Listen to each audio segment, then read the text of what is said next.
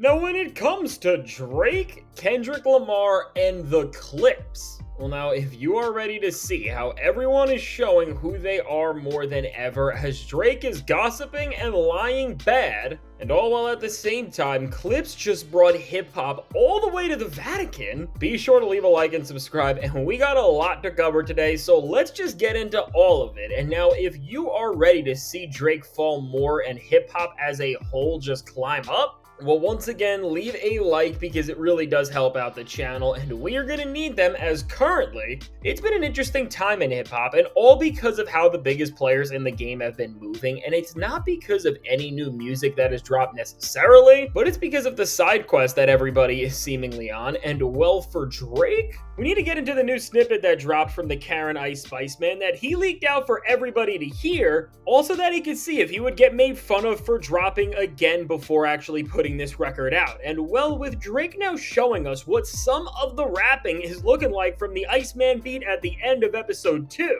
we have heard what the cupcakes are calling Drake's red button, and now with this, this is the friggin' red button. The only place you would find this thing is in the dumpster at Staples, because really, laughing at this thing is too easy, because Drake is not dissing rappers when he is rapping now, because of course he is too scared and never wants anything close to another Not Like Us to happen, but he is dissing people who can't rap in none other than basketball players, and who he is going after here, well, is somebody who he already showed he had some problems with in none other than DeMar Derozan, and he must have been watching First Take or something before recording this, because really, with Drake trying to act all cool and call Derozan out for not being a winner and getting sent home in the playoffs, I mean, really, when you see how cringe the wordplay is here and see how he tries to tie in all of these different references, which really just feel like they were written in the Stranger Things writing room, if you know what I mean. Well, honestly, this is all just embarrassing, and while it does seem like Drake stepped up his game here a little and did get some more or better writers to try and get his hip-hop card back while running from the genre, but no. This isn't going to work, and dissing an NBA player with elementary rhyme generator bars is really only going to make him look worse, because while they're better than usual, they are still mid. And really, if Drake is showing us that the main targets of the Iceman album are going to be people who literally can't rap, which is the equivalent to going at a civilian if you wanted to put that into real beef terms, I mean, this is just pathetic when you know that if you went against somebody that rapped, you probably wouldn't just lose, but you would end up suing. And so honestly, at this point, addressing DeMar Derozan after all of this time, it doesn't even seem cool or seem like it's needed. And anybody that's hyping this up is a clout-chasing loser that really does just miss the most superficial era of rap and nothing about what actually the genre should stand for. Because there really is nothing to this other than Drake running away from one grift to another while he is trying to actually dodge, of course, the real lyrical confrontation that can mess him up forever. And now, another quick observation, which some people think they heard within this snippet where Drake is dissing DeMar Derozan like he wants to be 2018 LeBron in the playoffs or something, is that Drake is seemingly sneak dissing Kendrick Lamar here, but again, and of course, not in a way that is direct enough for Kendrick to come back out and ruin his rap career one more time, but in a way where he is actually mimicking one of the flows that Kendrick broke into on Euphoria. And with this, to be honest, I don't know if this is really that intentional or not, but Drake maybe has just been so obsessed with trying to fathom the moments that he lost literally everything. Maybe he does listen to that track a lot, and maybe even subconsciously, he is now copying Kendrick Lamar and just becoming so infatuated with him that now Kendrick is his biggest influence without even knowing it, because as Drake is making a literal concept album about him in Iceman with this whole Pinocchio thing, I'm not even joking here, we can't discount that, but I don't think Drake wants to go any further with Kendrick, at least right now musically than that, and this is why he is writing elementary sounding spur references to his NBA players who are almost retired instead of focusing on his own craft and sport, and that's it. And now while Drake may have some other disses on this track for all we know when the full thing drops, all we know now is that DeMar Derozan is getting it in a way that he used to try and go after Pusha T and Kendrick Lamar with, but of course he is scared of them now. But speaking of Kendrick Lamar, well, when it comes to MCs that would ruin Drake if they ever went in a lyrical back and forth once again, they didn't get dissed on this snippet recently, but what Drake just did to them was diss them in a way where he was was going direct to DVD. And now what I mean by this, well, all comes down to this new documentary he has done on Magic City and the weird crash out that he had in an interview on it, which now let's break this down. What did release was the documentary on Magic City, which has been worked on for a while, which Drake did help executive produce seemingly alongside other big names like Jermaine Dupri. And with this, well, I gotta tell you, if you thought that Drake was gonna make this a chance to actually speak about Magic City in full and just keep it there, you would be so wrong, because what the cupcake ended up doing, well, now was aside from telling embarrassing stories like how he spent Christmas Eve there with the girls who worked there instead of being with his family, which, you know what? I don't even know why you would share this at this time where you were trying to stand up and show that you are an upright character, because some jokes just write themselves. And all this is doing is making Kendrick Lamar look more right about every single thing that he was saying on the diss tracks that you ran around and cried about to say that he lied with. But let's not get lost in these embarrassing Drake stories, because really what he did here and what's sticking out more than anything else is how he is using this chance to be in front of the cameras and where he was supposed to be talking about the club, the dancers, and the music that he made inspired by it, or just living in a culture where he was stuck in this seemingly. Well, to not do any of that and to just rant about his haters and honestly just lie on so many of his rivals over the course of his career. And within this, when you see what Drake is talking about here and where he is bringing the conversation to, although this was supposed to just be about Magic City and nothing else about his crazy life, when you see Drake on camera and then you also realize that if this is what they put out, this must have been the best footage they had of Lawbury for this, because why would they include an entire tangent where he goes off about rap beef and starts sneak dissing everybody if they had him actually talking more about the place and the location that everybody else in the doc was here to speak on? I mean, overall, there's just no other way around it. This is embarrassing, and with Lawbury, I do imagine that with Jermaine Dupri and the people in charge, we do know that this was in a time where the beef recently did end, but the impact of it was just starting to come to fruition. And so with this, the entire crew knew what Drake was going through, because Not Like Us was everywhere.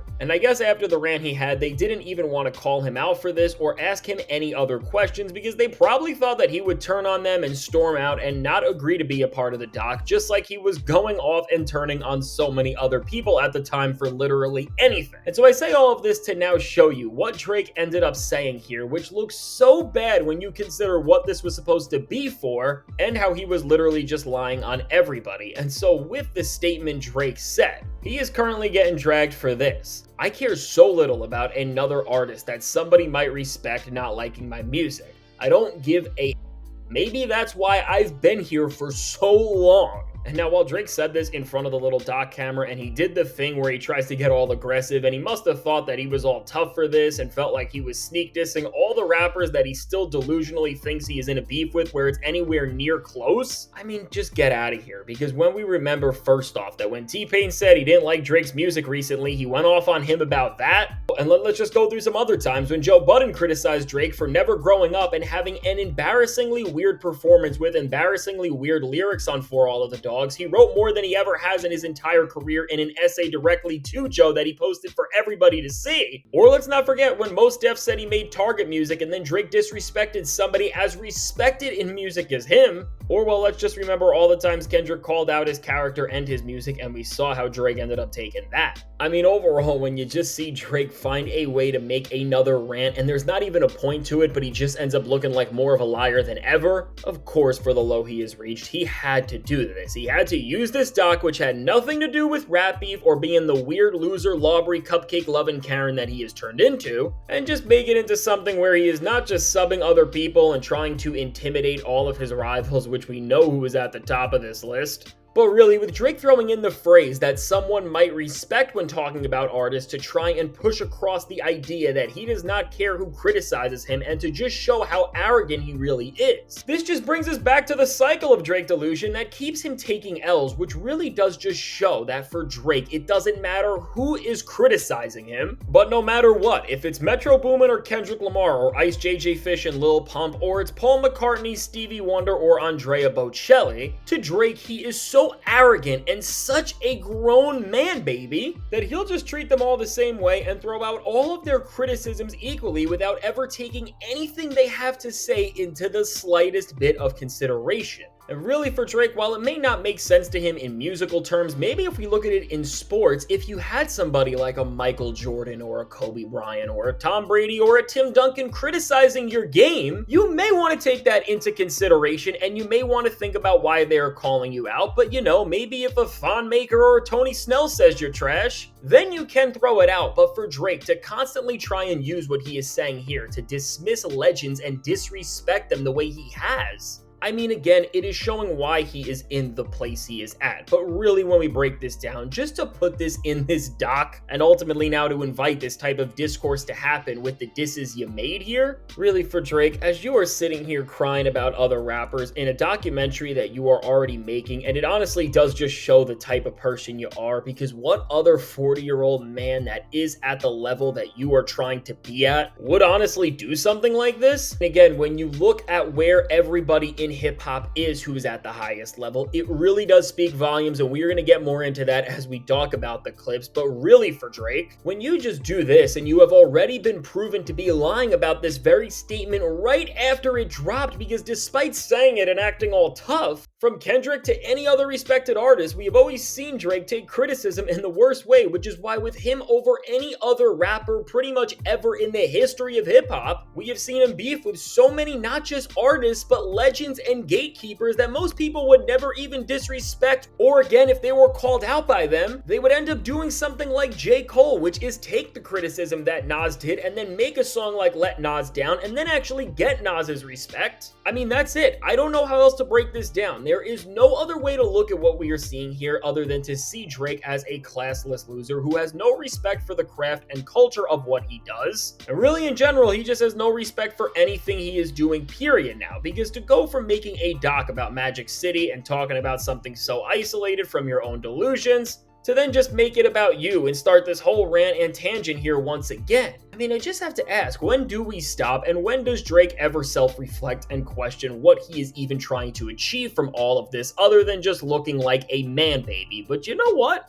Drake and his constant crash out loving self, he can have this, because once again, as it seems like everything in hip-hop is happening right now for a reason and at the right time, and everybody's words and choices are showing that they have consequences, and within this, well, the more Drake lies on others, we are finding out that he is the real Pinocchio as things are crumbling down bad on him. Well, on the other side of things, for the MCs who got past him and are now just focusing on making music and projecting their art to every corner of the world that wants to listen, something very beautiful is happening, as while Drake is showing that his favorite place to be is a club where he can sit and talk about dancers and hide out from his family while ranting about rappers that he acts like he does not care about but really does. Well, on the other side, for Pusha T and Malice, they just made hip-hop, music, media, and art history as something so amazing happened right on September 13th, which with what I am talking about, all centers around the first ever musical concert at the Vatican,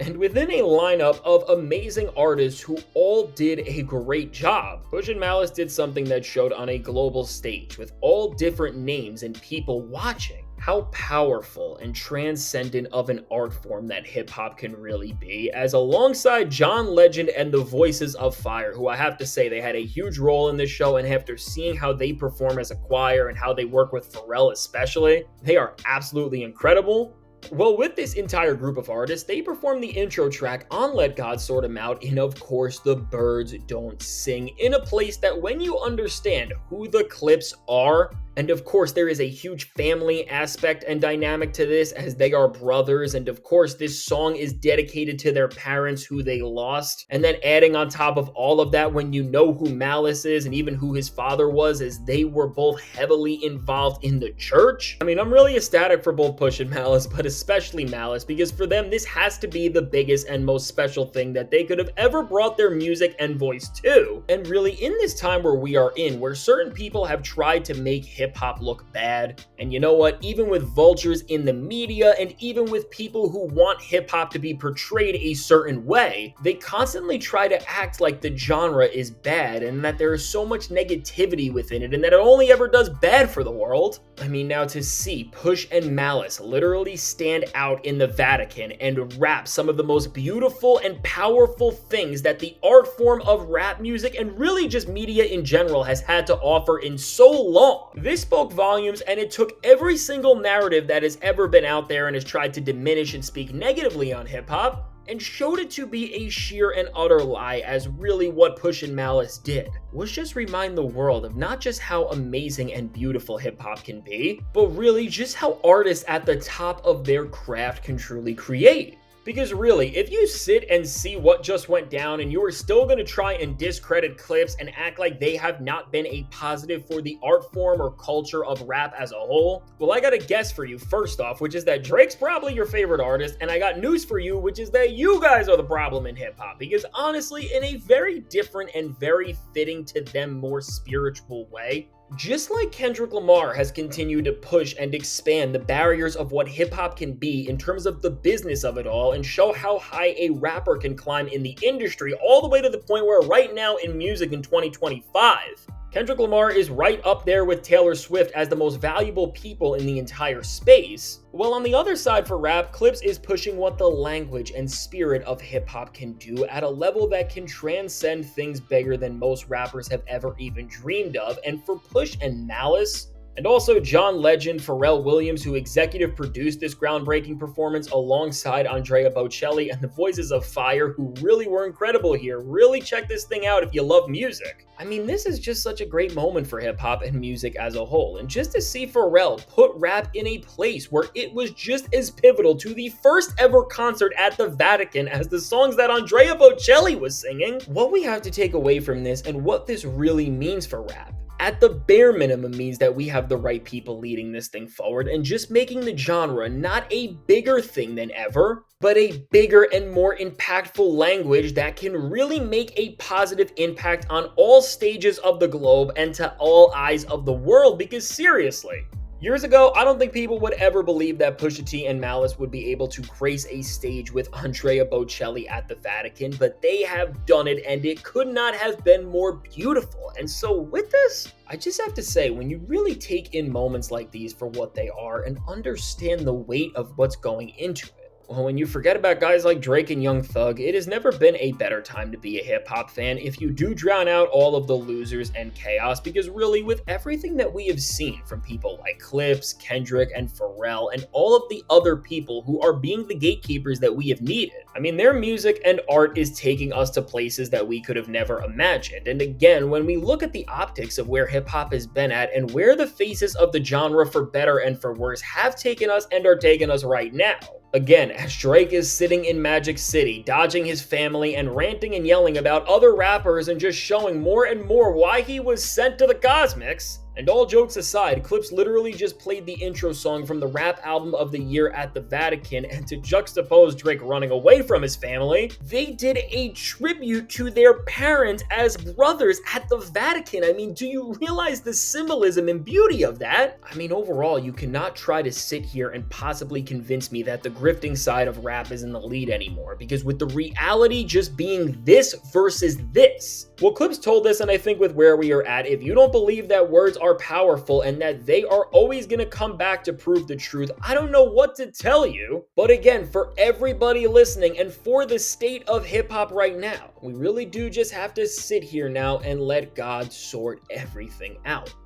And now with all of that said, let me know, what do you think about Drake's rant in Magic City and how bad he looks from this? And really let me know if you checked out this Clipse performance from the Vatican. And let me know your thoughts on what Clipse did here, John Legend, Pharrell, and the entire thing if you checked it out, because really it was an amazing experience. Now I can't wait to hear what you have to say about that. And once again, I gotta let you know, channel memberships are live, and if you want to help me out, it is a great way to give me additional support. And now if you want to see how right before this, well, Drake and Young Thug are continuing to really push Kendrick Lamar into a place where it is going to end up bad for them and they are going to humiliate themselves. And this is what we are about to see sooner than ever now, as they just made some pathetic choices.